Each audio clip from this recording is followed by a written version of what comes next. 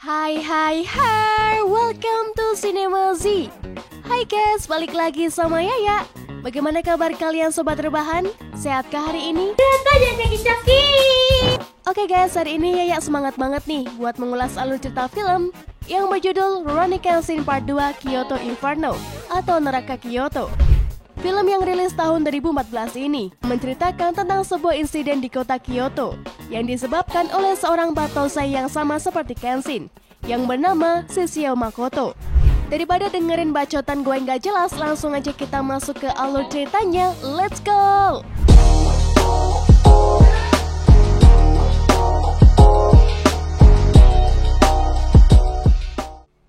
Cerita dimulai di sebuah pertambangan Setsu Hyogo. Kapten Seito Hajime beserta pasukannya sedang menyerang markas dari pasukan pemberontak. Ketika sedang melakukan investigasi, tiba-tiba saja pasukan Seito habis dibantai oleh samurai. Lalu Seito mencoba memeriksa lebih jauh apa yang sebenarnya terjadi. Dia pun bertemu dengan Shishio Makoto yang menjadi dalang dari pembantaian pasukannya. Secara tak terduga, Shishio mengajak Seito untuk bergabung dengannya. Sebab Seito dulunya berada di pilihan era Shogun yang lama. Akan tetapi, Seito menolaknya karena ia tidak memihak siapapun. Dirinya hanya ingin menegakkan keadilan. Karena gagal mengajaknya bergabung, Shishio memerintahkan pasukannya untuk menyerang Seito. Shin berpindah ke dojo Kamiya. Tidak seperti film pertamanya, kini dojo tersebut sudah memiliki banyak murid, dan yang menjadi pelatihnya adalah Kaoru. Namun para murid dojo hanya ingin diajarkan teknik berpedang oleh Kenshin. Namun Kenshin menolaknya karena dirinya hanya sebagai tamu di tempat ini. Kenshin juga mengatakan jika seni berpedang saat ini sudah berubah, mereka harus mempelajari seni berpedang dari dojo Kamiya yang memiliki moto menguatkan hati. Tak lama datang Megumi yang memberitahu ada orang yang sedang mencari Kenshin. Ternyata pihak kepolisian yang datang dan meminta Kenshin untuk menemui menteri dalam negeri yaitu Okubo. Lalu Kenshin dan Sanosuke pun pergi menemui Okubo. Sesamanya di sana, ternyata Kenshin sudah mengenal Okubo. Tanpa menunggu lama, Okubo langsung memberitahu Kenshin bahwa Shishio sedang merencanakan sesuatu di Kyoto. Shishio Makoto adalah seorang batosai dari pemerintahan saat perang di Toba Fushimi. Shishio memiliki kemampuan yang luar biasa sama seperti Kenshin. Namun ia memiliki kepribadian yang jauh lebih kejam. Ia akan membunuh siapapun yang ada di sekitarnya, tak peduli lawan atau kawan. Merasa Shishio sudah terlalu berbahaya, ketika peperangan telah berakhir, pemerintah langsung mengkhianati Shishio. Shishio langsung ditusuk dan dibakar hidup-hidup.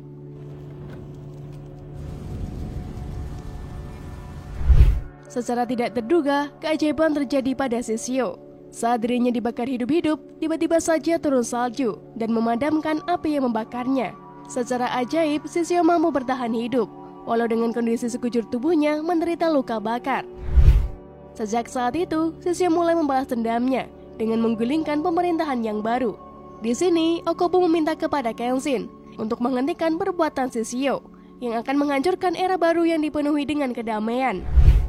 Okubo memberikan Kenshin waktu 1 minggu untuk memikirkan apa dirinya menerima tawaran tersebut atau tidak. Sesamanya di dojo, Kenshin memberitahukan semuanya tentang permintaan Okubo tadi. Sesuai dugaan Kaoru, Sanosuke, dan Megumi langsung menolak hal tersebut. Kaoru meminta Kenshin untuk tidak pergi ke Kyoto, sebab Kaoru tidak ingin jika Kenshin kembali menjadi seorang pembunuh lagi. 1 minggu kemudian, hari di mana Kenshin akan memberitahukan keputusannya. Terlihat Okubo sedang berada di jalanan dengan kereta kudanya. Tiba-tiba saja diserang dan dibunuh oleh bawahan Shishio yang bernama Houchiro Seta. Setelah kejadian tersebut, pengawal Okubo meminta kembali pada Kenshin untuk membantu mereka mengatasi masalah yang diperbuat Shishio. Ia langsung mengajak Kenshin untuk melihat keadaan yang sangat tragis, di mana beberapa anggota kepolisian dibantai oleh anggota Shishio saat malam hari. Seito yang ada di sana juga meminta kepada Kenshin untuk segera pergi ke Kyoto. Berita tentang kematian Okubo pun mulai tersebar. Kemudian Kenshin kembali ke dojo dan bertemu dengan Kaoru. Kenshin berniat meminta izin untuk pergi ke Kyoto. Akan tetapi Kaoru merasa sedih, sekaligus takut jika nantinya Kenshin akan kembali menjadi seorang pembunuh. Kenshin pun memeluk Kaoru dan berterima kasih padanya karena menerimanya tinggal di dojo itu. Meskipun dulunya merupakan seorang pembunuh, di akhir Kenshin pun mengucapkan selamat tinggal ke Kaoru. Kembali ke dojo, Sanosuke tambah begitu marah karena dirinya tidak diajak Kenshin untuk pergi ke Kyoto. Megumi mencoba menjelaskan bahwa alasan Kenshin tidak mengajak yang lain karena ia tidak ingin melibatkan orang-orang di dojo berada dalam bahaya. Sanosuke yang kesal pergi keluar untuk meluapkan amarahnya. Ketika sedang berjalan, ia bertemu dengan seorang pemuda yang menanyakan keberadaan Batosai, yang tak lain adalah Kenshin. Tentu Sanosuke menolak untuk memberitahunya. Merasa tidak puas, pemuda itu langsung menghajar Sanosuke hingga babak belur, agar Sanosuke memberitahukan keberadaan Kenshin. Untung saja Sanosuke selamat karena pemuda itu dihentikan oleh Megumi. Di suatu malam di tepi sungai, Kenshin terlihat sedang mengambil air minum. Tiba-tiba saja datang seorang yang mencuri pedang miliknya.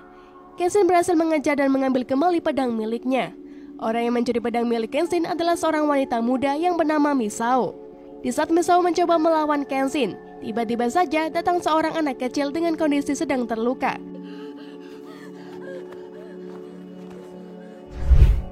Dan meminta mereka berdua untuk menolong kakaknya.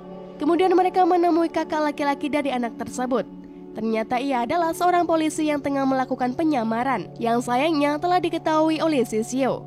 Oleh karena itu dia dihabisi, dan desa tempat tinggalnya langsung dibantai oleh anak buah Shishio.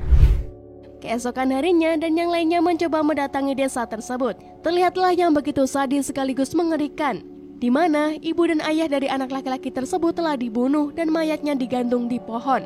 Bangsat, emang kejam banget tuh. Antuk! Tak lama muncullah para anak buah Shishio. Tanpa pikir panjang, Kenshin pun mengajar mereka seorang diri. Setelah selesai mengajar mereka semua, datang Sojiro yang meminta Kenshin untuk menemui Shishio saat itu juga. Setelah sampai di tempat Shishio, Kenshin langsung mengajaknya untuk bertarung. Shishio kecewa setelah melihat pedang bermata terbalik milik Kenshin, memerintahkan Sojiro untuk bermain sebentar dengan Kenshin. Terjadilah pertarungan antara Naruto dan Sasuke.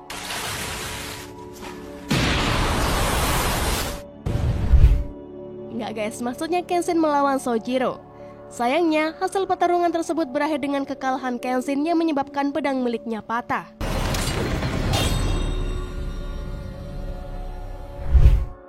Seusai memenangkan duel, Sojiro pergi meninggalkan Kenshin.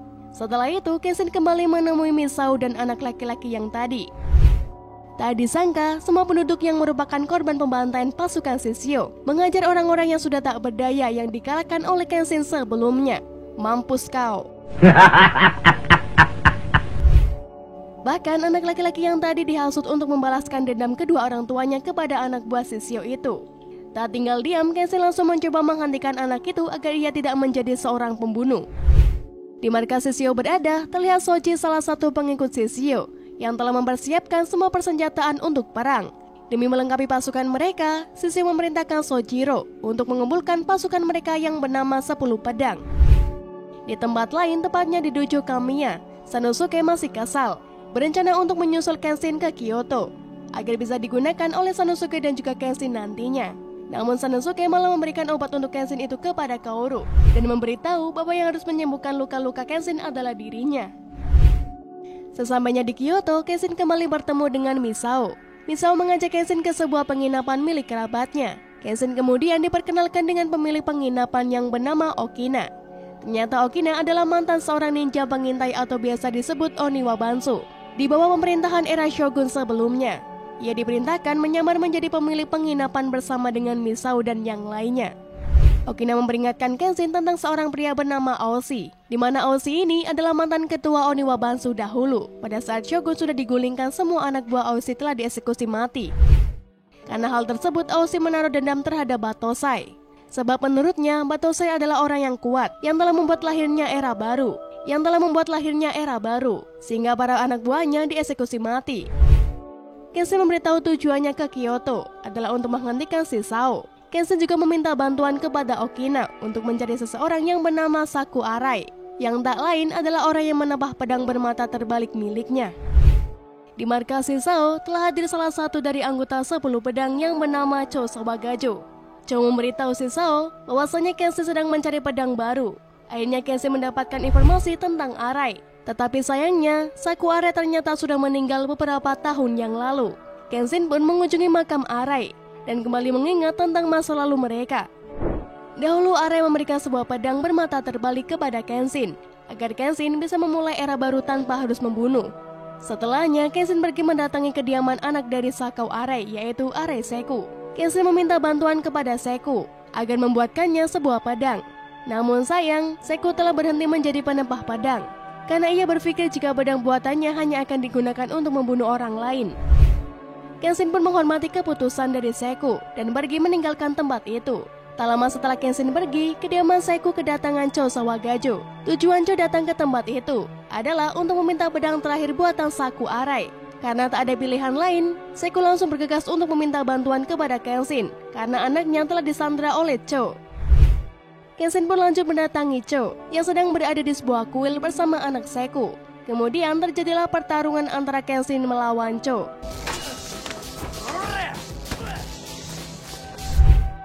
Di sisi lain, Kaoru dan Yahiko yang telah sampai di Kyoto mendengar kabar bahwa telah terjadi pertarungan antara samurai di sebuah kuil. Mereka pun segera ke sana karena mereka pikir bahwa orang yang sedang bertarung itu adalah Kenshin. Dalam pertarungan tersebut, Kenshin hanya bertarung dengan sarung pedang miliknya, sementara Chou menggunakan dua pedangnya. Seku yang melihat pertarungan itu berencana untuk membantu Kenshin dan pergi ke sebuah gudang untuk mengambil pedang terakhir miliknya. Setelah kembali ke kuil, Seku langsung memberikan pedang terakhir buatan ayahnya kepada Kenshin. Chou mulai mencoba memprovokasi Kenshin dengan mendatangi anak Seku untuk kemudian ia bunuh. Kenshin yang mengetahui hal tersebut bergegas mengeluarkan jurus Hiten Mitsurugi Ryu dan langsung menebas leher Chou. Kaoru yang juga berada di sana merasa panik sekaligus ketakutan karena Kenshin akan kembali menjadi seorang pembunuh. Namun untungnya hal itu tidak terjadi. Sebab Kenshin tidak menyadari jika pedang yang ia pakai itu adalah pedang bermata terbalik seperti punyanya dahulu. Akibatnya Chou tidak tewas, sehingga dengan ini Kenshin tidak kembali menjadi seorang pembunuh. Di ruang tahanan, Chou diinterogasi oleh pihak kepolisian agar dirinya memberitahu apa yang sedang direncanakan oleh Shizao. Chou memberitahu bahwa Shizao akan membakar Kyoto pada malam hari. Setelah mengetahui informasi tersebut, semua pasukan pun memulai bersiap-siap untuk berperang. Dari mulai pasukan kepolisian, pasukan ninja Oniwa Bansu hingga Kenshin. Demi keamanan masyarakat, kepolisian memerintahkan kepada para penduduk untuk tidak keluar rumah karena kondisi Kyoto sedang dalam darurat. Ketika sedang berada di penginapan, Kaoru dan Yahiko meminta izin kepada Kenshin agar mereka berdua bisa ikut berperang bersamanya. Dikarenakan Kaoru terus mendesak, maka dengan terpaksa Kenshin pun mengizinkannya. Akan tetapi dengan syarat mereka harus berhati-hati, karena nantinya akan banyak korban yang berjatuhan. Di lain tempat, Shizao beserta dengan pengikutnya bersiap-siap dalam kondisi untuk melakukan peperangan. Tak berselang lama, perang pun dimulai dengan tanda kembang api di langit Kyoto. Terlihat pasukan Shizao membawa obor api raksasa untuk membakar Kyoto. Tanpa menunggu lama, pihak kepolisian langsung bergerak dan menembaki mereka semua. Kenshin dan Saito mulai bergerak untuk ikut dalam peperangan. Di sisi lain, Kaoru dan Yahiko berusaha untuk melindungi rumah warga agar tidak dibakar oleh pihak musuh. Dalam peperangan ini, Sanosuke juga hadir dan ikut bertarung melawan pasukan Shizao. Di markas ninja Oiwa Bansu, Okina bertemu dengan Aoshi yang sedang mencari keberadaan Kenshin sang Batosai. Ia datang ke markas Oniwa Bansu karena mendapat informasi bahwa Batosai sedang berada di tempat itu. Tentu Okina tidak mau memberitahukan tentang keberadaan Kenshin. Lalu pertarungan sengit pun tidak terhindari lagi antara Okina dan Aoshi. Pada duel ini, Okina mencoba terus menyadarkan Aoshi yang telah tenggelam pada rasa haus akan balas dendam. Menurut Okina sendiri, sudah jatuh begitu dalam.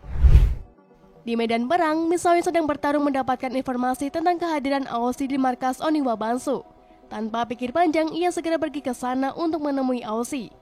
Sesamanya di markas Oniwa Bansu, Misao langsung dikejutkan dengan penampakan Aoshi yang telah membunuh Okina. Di sisi lain, akhirnya Kenshin bertemu dengan Shizao. Setelah Kenshin menghajarnya, ternyata itu hanyalah sosok tiruan Shizao yang digunakan untuk mengacaukan Kenshin. Sanosuke datang ke tempat itu untuk membantu Kenshin yang menghadapi para tiruan Shizao itu. Setelah semua perjuangan mereka dilakukan, akhirnya peperangan dimenangkan oleh pihak kepolisian dan yang lainnya. Sayangnya, rasa lega mereka atas kemenangan itu tidak berlangsung lama, dikarenakan Kenshin mulai merasa ada yang mengganjal dalam peperangan itu. Menurutnya, peperangan di tempat tersebut berjalan terlalu mudah. Kemudian ia kembali teringat jika Shizao memiliki dua tujuan, yaitu menghancurkan Kyoto dan menggulingkan pemerintahan yang baru. Bahwa tujuan Shizao adalah Tokyo dan bukan Kyoto. Saat hendak pergi, Kenshin melihat Kaoru yang telah diculik oleh Sojiro. Tanpa pikir panjang, Kenshin segera bergegas untuk mengejar Sojiro. Kenshin berhasil mengejar Sojiro hingga sampai ke sebuah pelabuhan. Sesampainya di sana, Kenshin langsung masuk ke kapal untuk menyelamatkan Kaoru. Ternyata, Sesao menangkap Kaoru dengan tujuan untuk membangkitkan kembali sisi kejam Kenshin sebagai Himura Batosei, sang pembantai. Kenshin yang tersulut api amarah mencoba bertarung seorang diri melawan pasukan 10 pedang beserta Sesao.